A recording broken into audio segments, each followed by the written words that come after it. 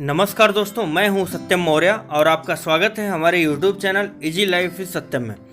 दोस्तों, यह चाणक्य नीति पर 5वां वीडियो है। अगर 4 वीडियो आपने नहीं देखे तो उसका लिंक डिस्क्रिप्शन बॉक्स में मिल जाएगा, आप जरूर देखिएगा।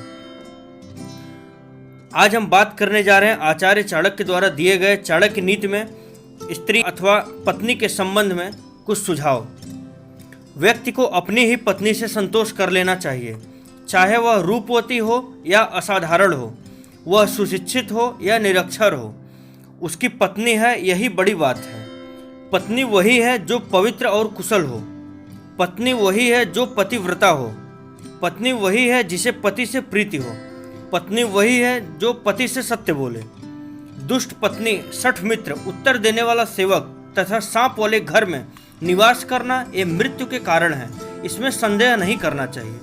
किसी महत्वपूर्ण कार्य पर भेजते समय सेवक की पहचान होती है, दुख के समय बंधुओं की पहचान होती है, विपत्ति के समय मित्र की तथा धन नष्ट हो जाने पर पत्नी की परीक्षा होती है।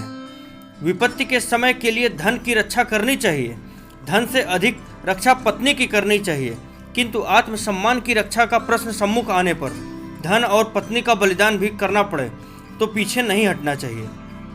धर्म में यदि दया न हो तो उसे त्याग देना चाहिए। विद्याहीन गुरु को, क्रोधी पत्नी को तथा स्नेहहीन बंधुओं को भी त्याग देना चाहिए। मूर्ख शिष्य को पढ़ाने पर, दुष्ट स्त्री के साथ जीवन बिताने पर तथा दुखियों रोगियों के बीच रहने पर विद्वान व्यक्ति भी दुखी हो जाता है। घर से बाहर विदेश में रहने पर विद्या मित्र होती है, घर में पत्नी मित्र होती है, रोगी के लिए दवा मित्र होती है तथा मृत्यु के बाद व्यक्ति का धर्म ही उसका मित्र होता है। जिसके घर में माता न हो और स्त्री क्लेश करने वाली हो, उसे वन में चले जाना चाहिए, क्योंकि उसके लिए घर और वन दोनों ही समान हैं। दुष्ट राजा के राज्य में प्रजा कैसे सुखी रह सकती है? दुष्ट मित्र में आनंद कैसे मिल सकता है?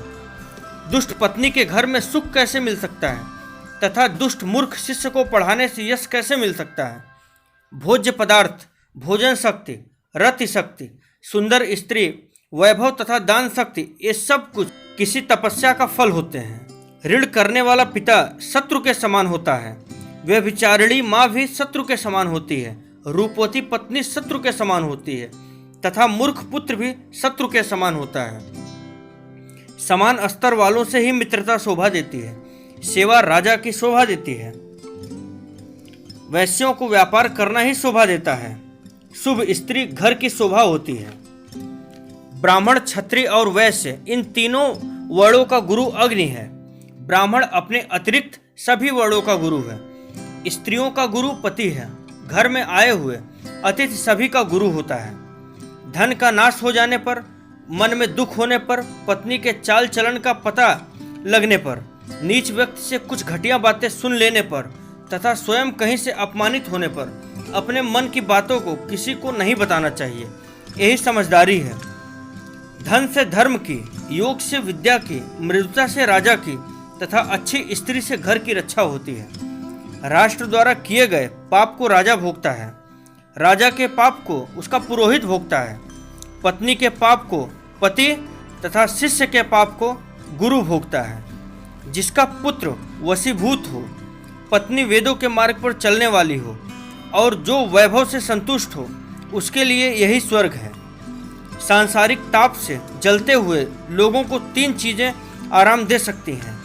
पहला संतान, दूसरा पत्नी और सज्जनों की संगति।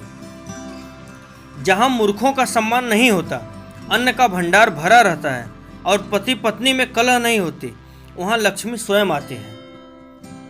दोस्तों, ये आचार्य चाणक्य की नीति के 20 नियम थे जो कि पत्नी या स्त्री के संबंध में दिए गए हैं। अगर ये वीडियो आपको अच्छा लगे तो वीडियो को लाइक करिए, अपने मित्रों के साथ शेयर करिए और हमारे चैनल को जरूर सब्सक्राइब करिए और साथ में बेल आइकन जरूर दबाइए कि जिससे अगले वीडियो का नोटिफिकेशन आप तक सबसे पहले पहुंचे। धन्यवाद दोस्तों।